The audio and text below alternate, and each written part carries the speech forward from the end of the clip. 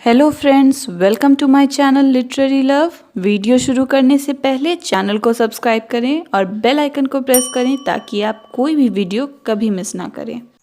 Friends, आज की video में हम बात करेंगे एमिली डिकिंसन की एक और poem I am nobody who are you के बारे में। ये पोयम 1891 में उनकी कलेक्शन पोयम सीरीज 2 में पब्लिश की गई थी। ये पोयम 8 लाइन्स की है जो 2 क्वार्ट्रेन्स में बांटी गई है।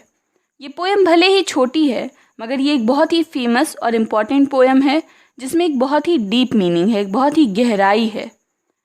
पोएट कहती हैं कि लोग दो तरह के होते हैं, एक जो नोबडी होते हैं यानी जिन्हें कोई नहीं जानता है, और दूसरे जो समबडी होते हैं यानी जो फेमस होते हैं, लोग उन्हें पहचानते हैं, उन्हें जानते हैं।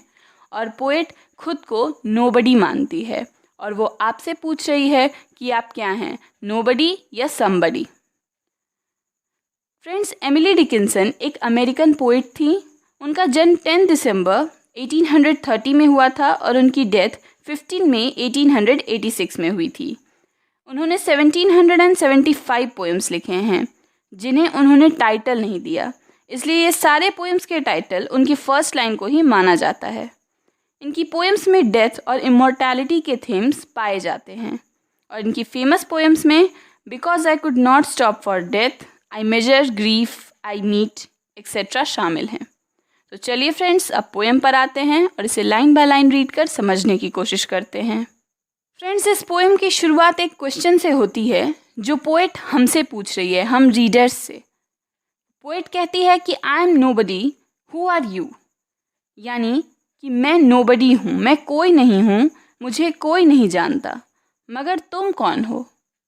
आर यू नोबडी टू, क्या तुम भी मेरी तरह नोबडी हो, यानी क्या तुम्हें भी कोई नहीं जानता है। Then there's a pair of us, तो हमारा पेयर बन गया है, यानी हमारा जोड़ा बन गया है।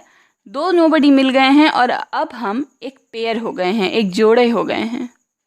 डोंट टेल देड एडवर्टाइज यू नो, और ये बात उनको मत बताना जो नोबडी नहीं है, क्योंकि वो इस बात का प्रचार करेंगे, हमें फेमस करने की कोशिश करेंगे।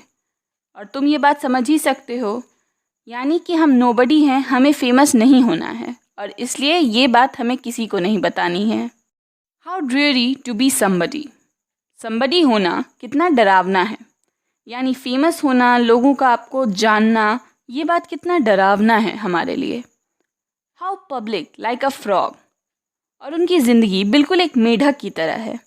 उनकी ज़िंदगी में कुछ भी प्राइवेट नहीं है, सब उनके बारे में जानते हैं, सब उन्हें पहचानते हैं, उन्हें कोई अकेला नहीं छोड़ता। उनकी ज़िंदगी बिल्कुल एक फ्रॉग की तरह है, डल और boring. To tell one's name the life long June to an admiring bog.